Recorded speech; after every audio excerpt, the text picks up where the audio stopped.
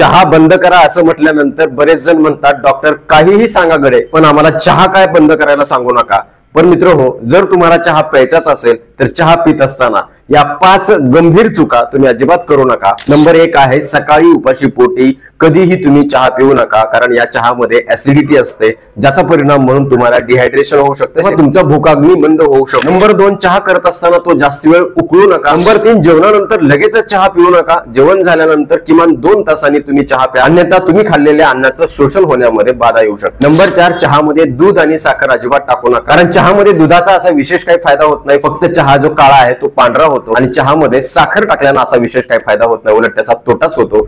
साखरेमुळे फक्त चहाची जी कडू चव आहे ती गोड होते आणि तुम्हाला चहा वारंवार प्यावासा वाटतो। त्यामुळे साखरेचा चहा जर पित असाल तर त्याचे दुष्परिणाम तुमच्या शरीरावर होऊ शकतात। आणि सगळ्यात शेवटचं सायंकाळी 6च्या नंतर कसल्याही परिस्थितीत चहा अजिबात पिऊ नका, कारण सायंकाळी 6च्या नंतर चहा पिल्यानं तुम्हाला निद्रानाश होऊ शकतो।